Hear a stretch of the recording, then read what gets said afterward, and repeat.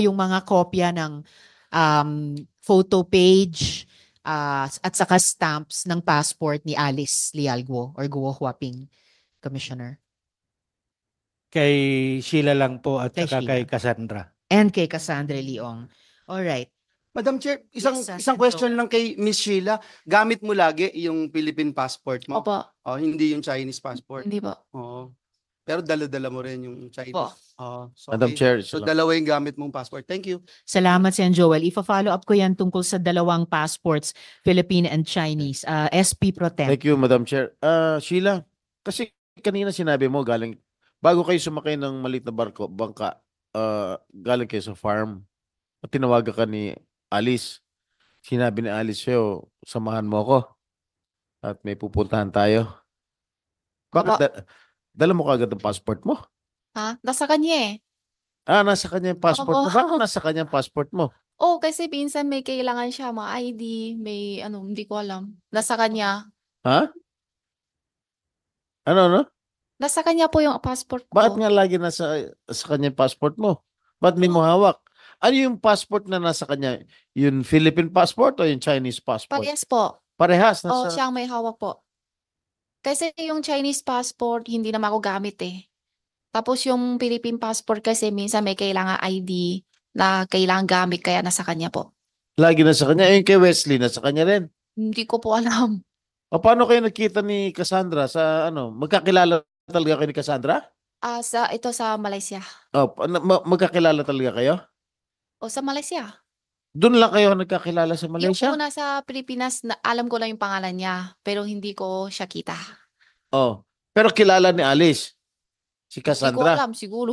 Hindi, paano kayo nakita sa Indonesia, sa Malaysia? Sa Malaysia. Oh, paano kayo nakita? Si Wesley ang ano sa kanya, ang tawag sa kanya.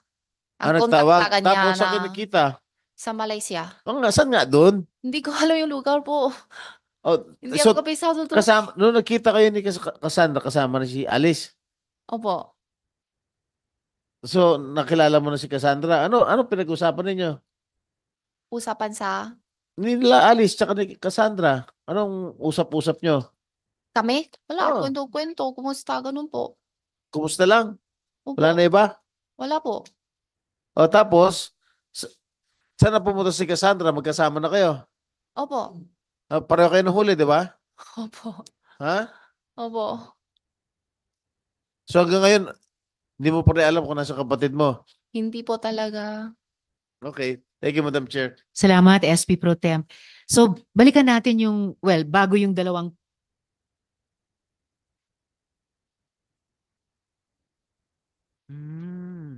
okay. Sige. Bago natin pag-usapan, Miss Sheila, yung dalawang passports ninyo. Meron kasing conflict sa ilan sa mga naging sagot nyo so far. Ulitin ko lang, anong petsa kayo sinundo sa farm? Dito sa Pilipinas pa lamang. July, pero hindi ko sure kung ano araw po. Bandang July 14 kaya? Kalagitnaan ng buwan? Or anong araw sa July? Siguro first week o First week. hindi ko sure talaga yung araw. Sorry, Okay, hindi ko matandaan. baka first week Oo, ng hindi ko July. matandaan. So may conflict kasi ang dito sa ito passport stamp July 18 ang arrival sa Sabah.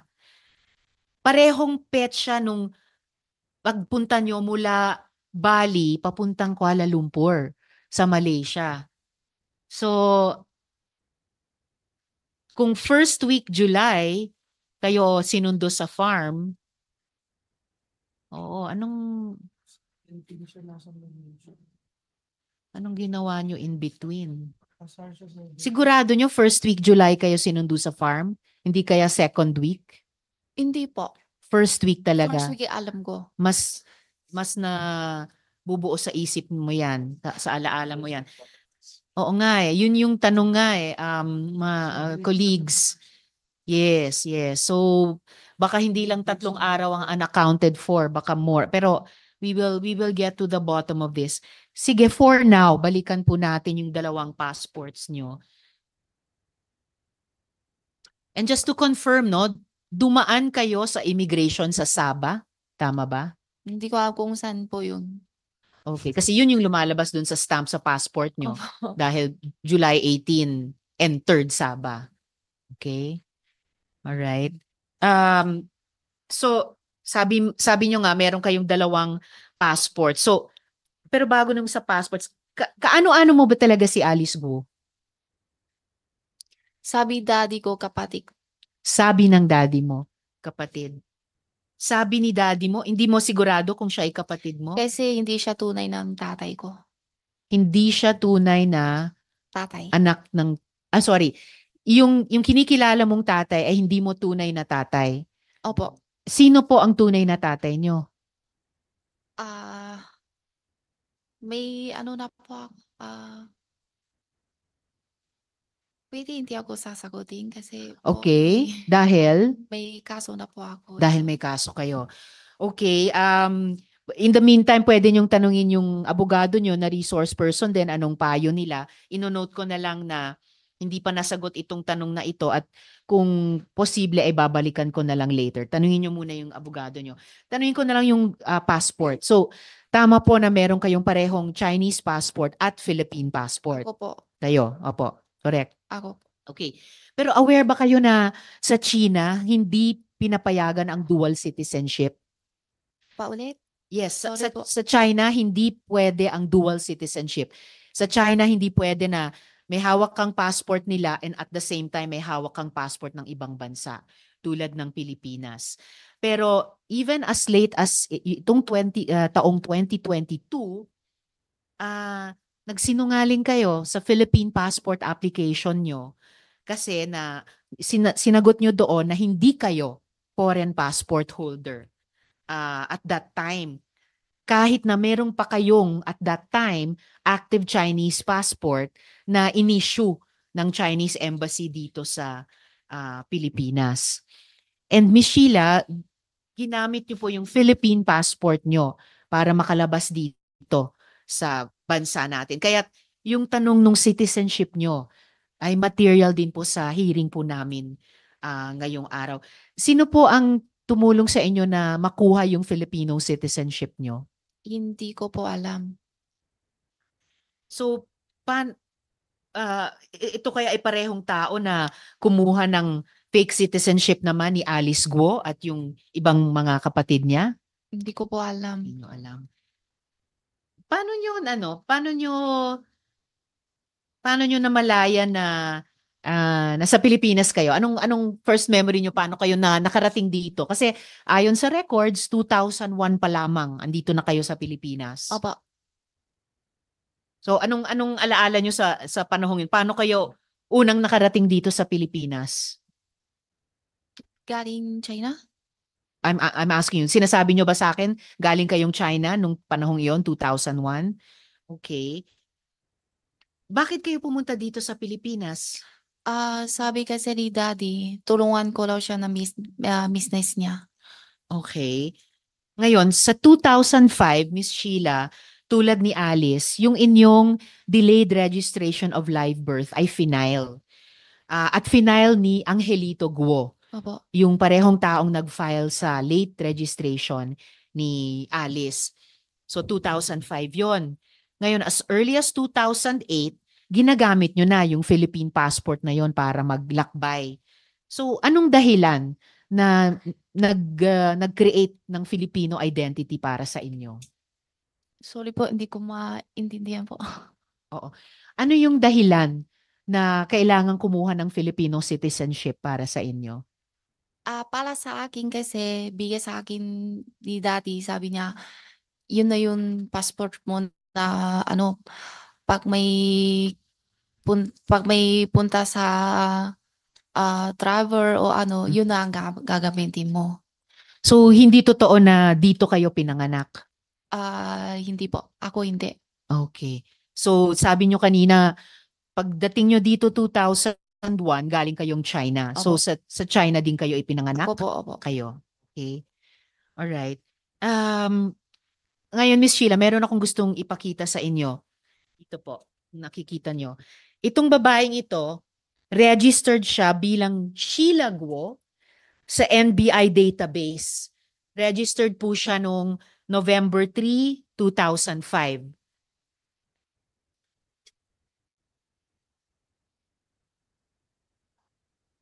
Ha?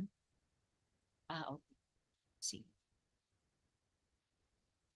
Oo. Oo. Habang iniintay natin, Miss Sheila, in effect, nung sinabi nyo sa akin na hindi kayo dito ipinanganak, kundi sa China kayo ipinanganak at pumunta kayo rito sa Pilipinas noong 2001, ah, ah, ang nakalagay po kasi dito ang nakalagay sa birth certificate nyo, dito kayo ipinanganak. Opo. So, inaamin nyo na fake yung birth certificate ninyo. Hindi ko po alam kasi yun ang bigay ni daddy sa akin. Okay. So, pinopoint out ko lang, no, na yung nasa birth certificate na dito kayo pinanganak ay hindi katulad nung sinabi nyo sa amin ngayon na hindi kayo dito pinanganak, kundi sa China. Tingnan po natin itong Sheila Guo sa NBI database noong November 3, 2005.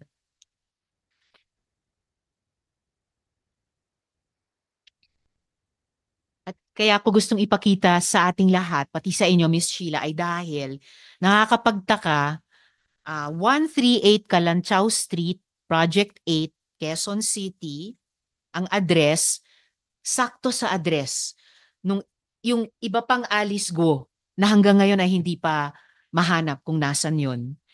Tapos, November 3, 2005 din nag-apply yung Alice Go na yon ng NBI record.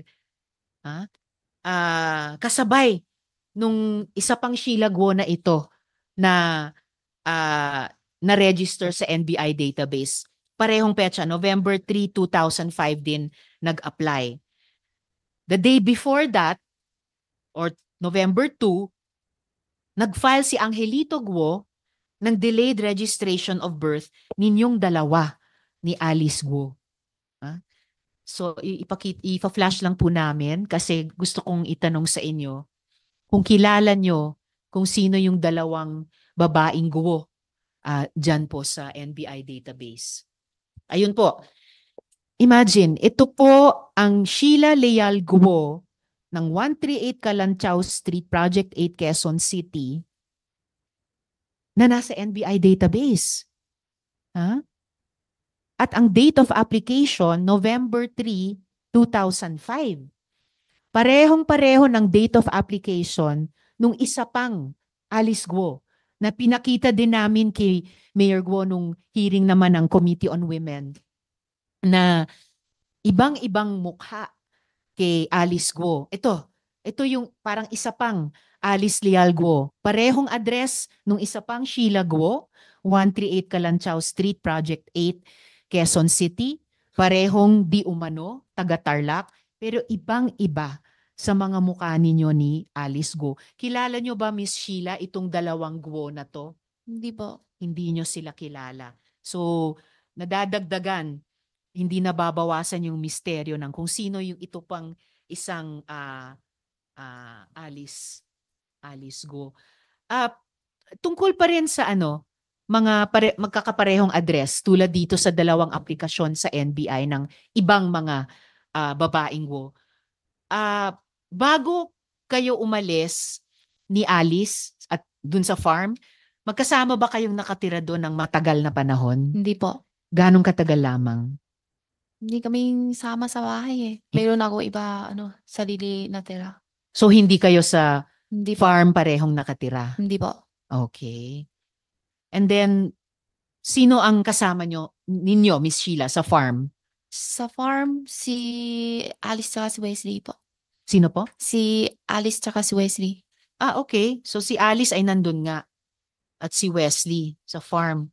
Ganong katagal kayo ni na Alice at Wesley nandoon sa farm? Matagal na. Maraming taon na po. Ilang taon na? Yung simula ko punta dito, nandun na siya eh. Mula 2001? Opo. Okay. And si Wesley mula Yung 2001 din? Wesley, Huli na ata eh. Huli na. Opo, Bandang anong taon na?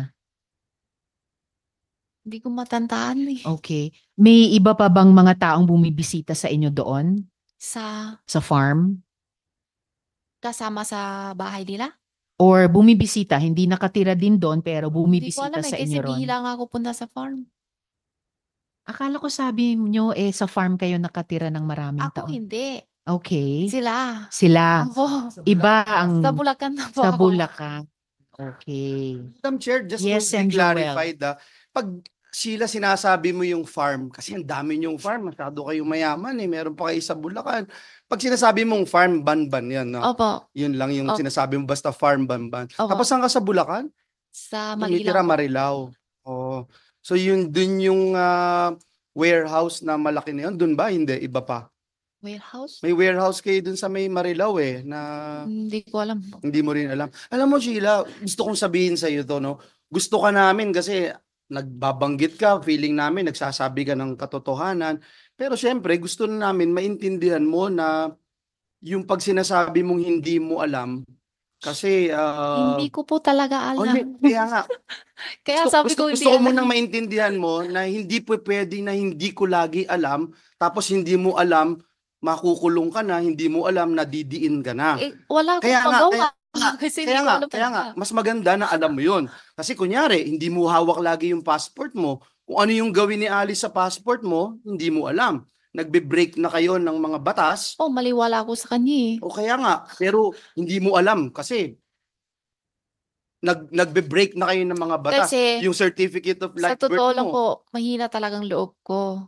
Kaya sabi ko pag may ano na hindi kailangan ko alamin, Ayaw mo hindi, alam. ayaw ko alamin. So ayaw mo nang alamin kahit na tinutulak ka na sa kumunoy. Hindi siguro.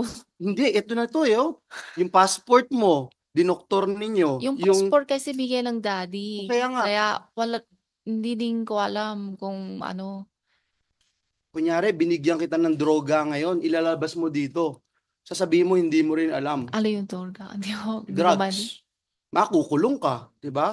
Hindi po pwede lagi na hindi mo alam. Pero Kasi, talaga hindi ko kaya alam. nga, pero gusto rin maintindihan mo, pag sinabi mong hindi mo alam, merong karampatang parusa yung gumagawa ng criminal activities, yung kriminalidad. Kunyari, yung passport mo, yung certificate of live birth mo, itong 18th Congress, itinaas na ng parusa ng Kongreso yung tinatawag na perjury. Kaya, importante na alam mo na pag sinabi mong hindi mo alam, pwede ka pa rin na maparusahan. Gusto ko lang maintindihan mo yun, no? Na pag sinabi mong hindi Naiintindihan mo ko alam, po. kaya nga, dapat maintindihan mo yun. So, itong mga nangyayari na ito, importante na alam mo na pag sinabi mong hindi mo alam, mapaparusahan ka pa rin. Okay? Naintindihan mo yun, no? Sheila? Hindi. Hindi mo pa rin naintindihan? Hindi po. Oh. Kasi hindi ko alam eh. O kaya nga, Totoo naman eh. kaya nga, kahit na totoo na hindi mo alam, Sheila, kahit totoo na hindi mo alam, mapaparusahan ka pa rin kasi mali yung ginagawa mo, bawal yun. Kasi ginagawa mong kalokohan itong gobyerno ng bansang Pilipinas. Kahit na sabihin mong hindi mo alam, mapaparusahan ka pa rin. Yun yung gusto kong maintindihan mo. Kaya gusto kitang tanungin, one last time, sino yung, hindi ko naiisip na ikaw o si Alice, ikaw ang gagawa nitong mga lahat na itong kalokohan sa Pogo, yung mga torture chamber, yung mga money laundering. Hindi mo nga alam eh. Pero may nakikita ka na tao, kilalang tao, na alam mo na nagmamando, sila yung nagsasabi. Sila yung nagpapagalaw sa inyo ni Sheila, ni Alice at ng mga kasama mo. May kakilala ka ba? Meron kang nakikita Sa na tao na pwede mong malaman na sila yung talagang